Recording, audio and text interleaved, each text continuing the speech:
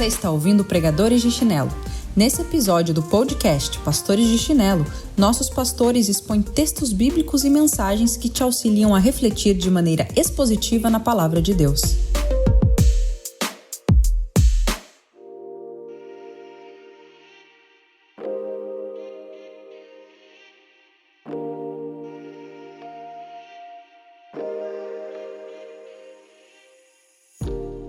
Fala galera, e aí pessoal, eu sou Renato Buzo, pastor aqui na Igreja Batista de Tupã, um dos pastores de chinelo, e hoje eu estou aqui como um pregador de chinelo para compartilhar com você um tema bastante importante pela Palavra de Deus.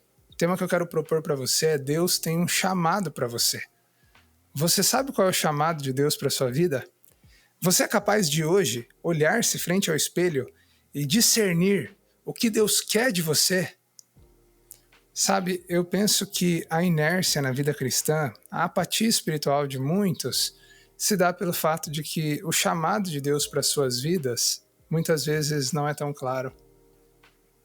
Como nós podemos, pela palavra de Deus, buscar respostas para essas perguntas? Como nós podemos, com convicção, centrados na fé cristã, discernirmos esses dilemas e enigmas para nós? Eu creio que um bom lugar para a gente fazer isso se dá na primeira carta de Paulo aos Coríntios, capítulo 7, dos versículos 17 a 24.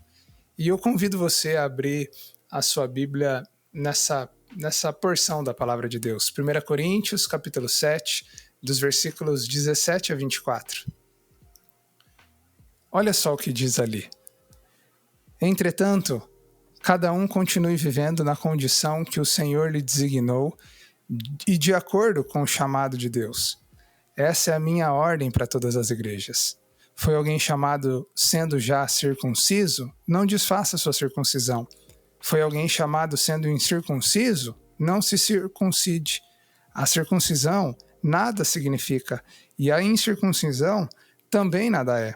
O que importa é obedecer aos mandamentos de Deus. Cada um deve permanecer na condição em que foi chamado por Deus. Foi você chamado sendo escravo? Não se incomode com isso.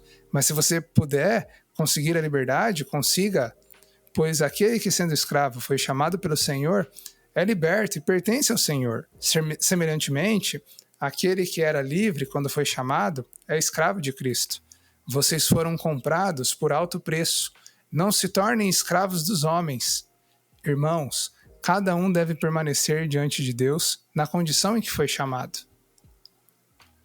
Quando o apóstolo Paulo escreve a sua primeira carta aos Coríntios, o objetivo dele é conduzir aqueles irmãos à maturidade espiritual. A igreja de Corinto é uma igreja bastante conhecida no Novo Testamento por sua falta de santidade, por ser uma igreja com falta de clareza sobre o chamado de Deus para a sua vida. Na altura do capítulo 7, o que está acontecendo é que Paulo está respondendo algumas perguntas que foram feitas para ele desses cristãos. Paulo tem como objetivo também na carta responder a perguntas previamente feitas. E ele está assim fazendo. Ali na igreja, pessoas estavam se perguntando se deveriam se divorciar para melhor servir a Deus. Isso se dava num contexto onde o evangelho crescia, mas enquanto crescia, a perseguição também crescia. E muitos dos casamentos ali da igreja no século I eram casamentos mistos, onde crentes eram casados com incrédulos. E isso se dava porque o evangelho estava se espalhando entre o povo gentil e, enquanto alguns maridos se convertiam, algumas esposas não se convertiam, ou vice-versa. Isso fazia com que os cenários de alguns casamentos fossem esses cenários de casamentos mistos. E você sabe que quando o casamento ele não é centrado numa fé igual, isso traz severas implicações negativas para ele. E isso acontecia ali. E pelo contexto de guerra e de hostilidade, muitas vezes, na relação conjugal, muitos se perguntavam: será que não é melhor eu me divorciar nesse cenário de casamento misto para melhor servir a Deus? Será que, se as minhas circunstâncias não forem manipuladas dessa maneira como eu penso, eu não poderei atender melhor o chamado de Deus para mim? O apóstolo Paulo, então, especificamente sobre essa questão do casamento misto e da possibilidade de divórcio para melhor servir a Deus, no capítulo 7, dos versículos 12 a 16, ele vai responder essa pergunta. Paulo vai dizer não é porque o seu casamento é misto que você deve desfazê-lo. E no versículo 14, Paulo vai dizer o motivo por que o divórcio não pode ser uma opção. Ele vai dizer que se o marido ou a mulher é crente, ele pode, pela sua ação, santificar o seu lar. Isso não significa que, por um cônjuge ser crente, o outro, consequentemente, vai ser salvo. Isso não significa que uma pessoa sendo salva, salvará automaticamente a outra no casamento. Mas isso significa que, quando um crente vive o evangelho no seu lar, ele influencia o seu lar pelo evangelho. É mais ou menos o que acontecia com José na casa de Potifar. Lá no mundo do Antigo Testamento, quando José é preso no Egito, ele é levado para a casa de Potifar. E a Bíblia vai dizer que José influenciou toda a casa de Potifar, toda a casa do incrédulo Potifar foi abençoada pelo seu testemunho, pela sua retidão diante de Deus. A retidão e testemunho, obviamente, me refiro a José.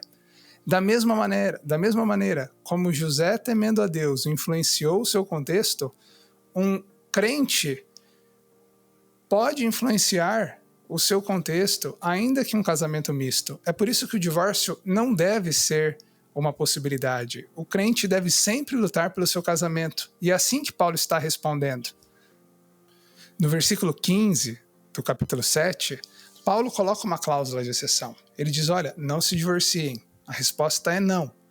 Porém, se houver um ambiente de guerra por parte do incrédulo, um ambiente de repúdio por parte do incrédulo, aí o divórcio ele fica como uma possibilidade. Há uma cláusula de exceção no versículo 15.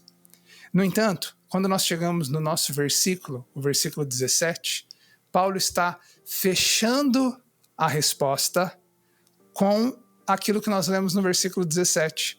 O objetivo, então, dos versículos 17 a 24 é, no versículo 17, fechar a resposta sobre a pergunta se pelo divórcio eu posso servir a Deus melhor, enquanto de 18 a 24 é ampliar a questão para outras áreas da nossa vida, como você vai ver comigo aqui. O foco desse trecho que nós estamos vendo na palavra de Deus é o fato de que nós precisamos entender qual é o chamado de Deus para nós, independentemente do ambiente onde nós estamos. O chamado é o tema central dos versículos 17 a 24, e você pode perceber isso porque, ao lermos esses 6 versículos, por 7 vezes nós encontramos a palavra chamado. A palavra chamado é a palavra que ressalta no texto, de maneira bem prática. E como diz a cartilha de um pregador, eu quero tirar 3 lições nesse texto com você sobre o chamado de Deus para você. A partir dessa experiência de Paulo querer ensinar esses irmãos coríntios sobre como poderiam servir a Deus melhor. A primeira lição é essa, está no versículo 17. Deus quer que você o sirva na situação familiar em que você se encontra. Deus quer que você o sirva na situação familiar em que você se encontra. Versículo 17 de novo. Entretanto, cada um continue vivendo na condição que o Senhor lhe designou, de acordo com o chamado de Deus. Essa é a minha ordem para todas as igrejas. Como disse, no verso 17, Paulo fecha a resposta sobre a pergunta que está sendo feita de divórcio. E ele diz por fim, olha, apesar de haver uma cláusula de exceção, que deve ser considerada no versículo 15, eu quero dizer para vocês aí do casamento misto, continuem vivendo na condição que o Senhor estabeleceu para vocês. E, em outras palavras, Paulo está dizendo o seguinte, Deus quer que vocês entendam que apesar da disfunção familiar em que vocês se encontram, Deus tem uma missão para vocês. Deus quer usar vocês. E é muito intrigante o fato de que no versículo 17, a palavra lhe designou, ela é usada como uma ferramenta de mostrar a soberania de Deus por detrás da história. Deus não é pego de surpresa na condição familiar em que ele nos coloca. É muito interessante porque essa palavra lhe designou, ela é usada em Romanos capítulo 12 no contexto de dons espirituais. Nós podemos afirmar, por essa comparação, que assim como Deus nos dá dons para que os sirvamos a igreja, a comunidade, Deus nos coloca em ambientes distintos para que também ali nós o sirvamos. Deus quer que você o sirva dentro da sua família. E isso vai além de uma relação conjugal. Deus quer que você o sirva, mesmo se você vive num contexto onde os seus pais não são crentes, onde o seu irmão não é crente, onde você vive um ambiente de hostilidade. Deus quer que você entenda que aonde Ele te colocou, você deve viver para a glória dEle. O que significa e como significa servir a Deus, esse chamado de Deus.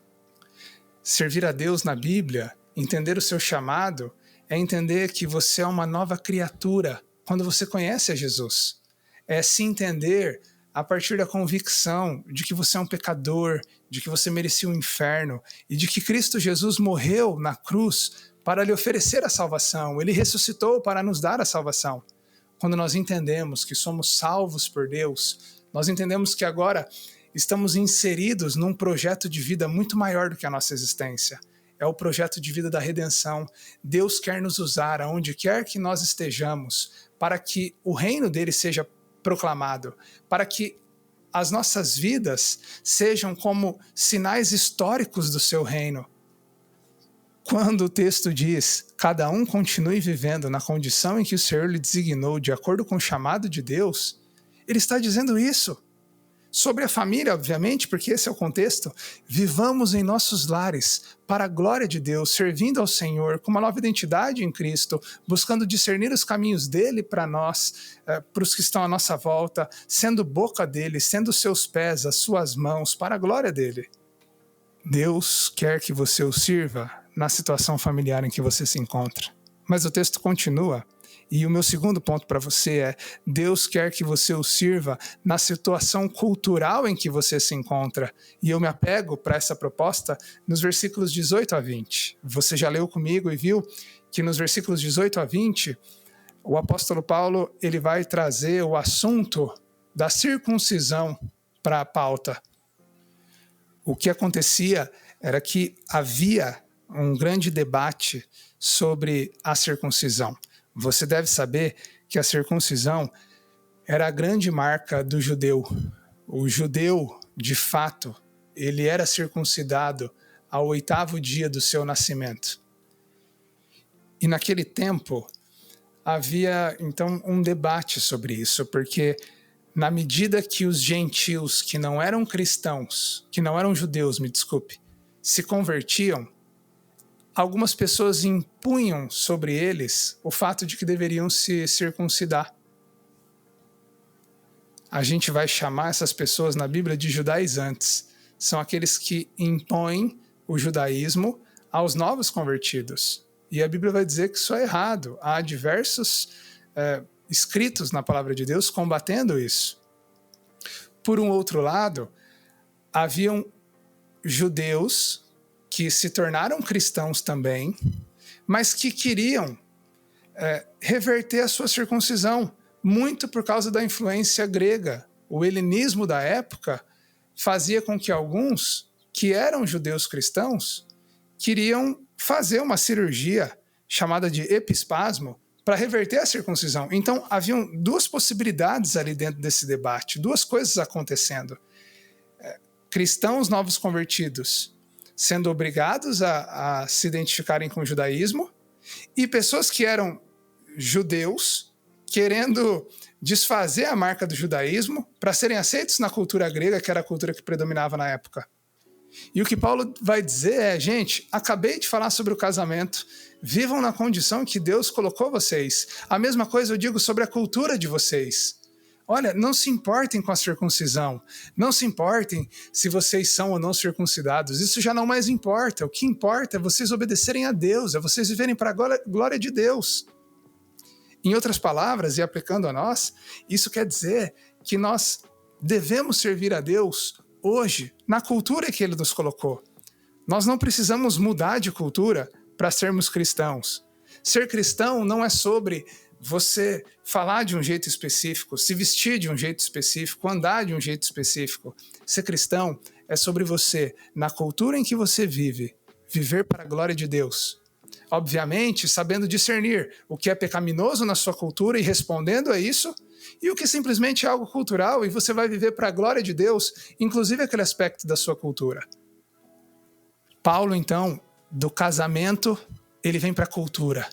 E ele diz, aonde Deus te colocou, dentro da cultura que ele te estabeleceu, ele não perde o controle da história. E no versículo 20, ele repete, cada um deve permanecer na condição em que foi chamado, se referindo à cultura. Nós vivemos num tempo onde a nossa cultura ela é promíscua, onde a nossa cultura é vergonhosa em muitos aspectos. E precisamos, como crentes em Cristo Jesus, sermos como que outdoors da palavra de Deus que confrontam a nossa cultura e apontam a nossa cultura para o Evangelho. Você quer saber qual é o chamado de Deus para a sua vida hoje? Deus quer que você seja usado por Ele, que você seja um evangelista, um pastor, alguém que no seu trabalho manuseia tudo o que faz com justiça, com bondade, com o fruto do Espírito para a glória dele, para que apresente Jesus pelo seu testemunho de prática de vida e boca para os que estão à sua volta. Você quer saber qual é o chamado de Deus para você? Deus quer que você o sirva na situação familiar em que você encontra. Deus quer que você o sirva na situação cultural em que você se encontra. E, por fim, Deus quer que você o sirva na situação social em que você se encontra. Nos versículos 21 a 24, Paulo amplia ainda mais a questão. E saindo do contexto da cultura, da circuncisão ou não, ele vai agora para a questão do escravo. O escravo, no Império Romano, ele tem um jeito diferente de ser encarado, como quando a gente pensa escravo ali, 1800, época da Lei Áurea, Princesa Isabel. No Império Romano, a escravidão era algo muito comum.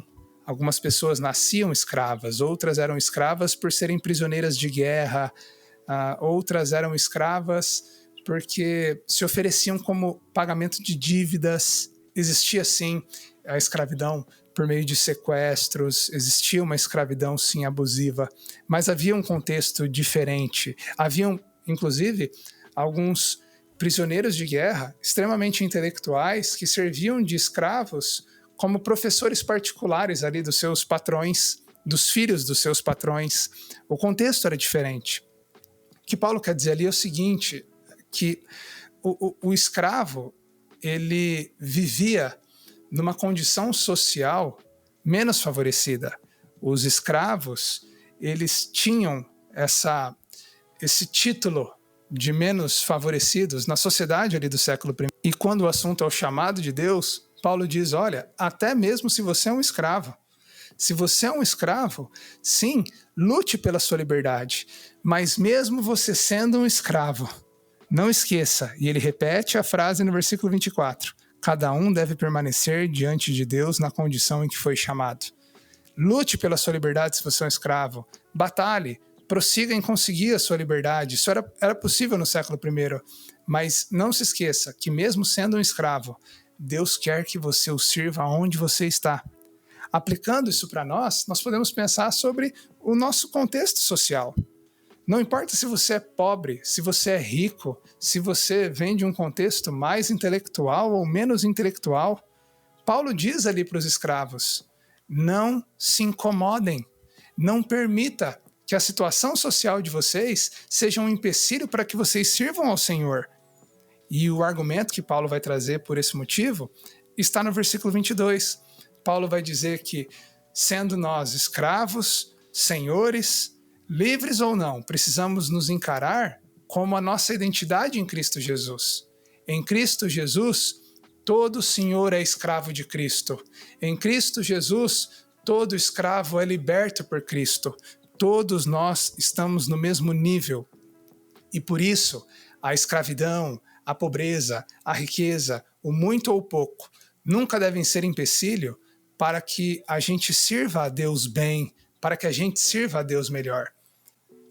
Afinal de contas, Jesus nasceu numa manjedoura. Jesus nem mesmo tinha um lugar dele para onde nascer, teve que pegar emprestado ali, talvez de uma vaquinha. Jesus, quando entrou em Jerusalém, não tinha nem o seu próprio jumento, precisou pedir emprestado. Foi o próprio Jesus que disse que as aves dos céus têm o seu ninho, mas o Filho do Homem não tem nem mesmo aonde reclinar a cabeça. O próprio Senhor Jesus nos ensina que a condição social não é motivo para que ninguém deixe de servir a Deus. O que quero dizer para você que está nos ouvindo, para você galera aí que está ouvindo a gente, como pregadores de chinelo e agora a mim, é que Deus tem um chamado para você. E esse chamado diz respeito a você viver para Ele hoje, aonde você está. Não importa a sua situação familiar, não importa a sua situação cultural, não importa a sua situação social.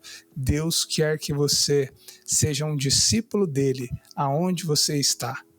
Você já é um discípulo de Jesus. Você já tem uma experiência intensa, íntima com Jesus. Olha, eu sei que muitos de nós podem ter chamados, pensando ofícios na igreja, eu quero ser um pastor, eu quero ser um missionário, mas até mesmo sobre isso, se você quer ser um dia um pastor, um missionário, alguém que serve em algum lugar específico, você nunca vai conseguir ser uma bênção lá fora e lá naquele tempo, se hoje você não for uma bênção. Aqui dentro do contexto onde você está, no tempo em que você vive, Deus tem um chamado para você. E hoje esse chamado diz respeito a você servi-lo. Esteja você onde você estiver. Você viver para a glória dele, anunciá-lo, se relacionar numa experiência íntima com ele, para a glória dele. Renato, como eu posso fazer isso de maneira mais prática? Como eu posso buscar mais orientação a esse respeito? Olha, se envolva com uma igreja local. Procure um pastor, alguém que tem sabedoria pela palavra de Deus e integridade, que possa te ajudar a discernir isso no seu contexto mais específico. Olha, também quero dizer para você que há cláusulas de exceção. Pode ser, como Paulo já mencionou, na sua situação familiar, ou na sua situação cultural ou social, que você tenha situações extremamente difíceis. Olha, peça ajuda. Se o seu caso é um caso de exceção, converse com um pastor, converse com alguém que possa te orientar como agir. Mas o que eu quero dizer hoje, em linhas bem gerais, Deus tem um chamado para você. Deus quer que você o sirva hoje, que você se satisfaça nele hoje e que nada seja um pretexto para que a sua vida não seja frutífera. Que Deus abençoe você. Um grande abraço para todos vocês.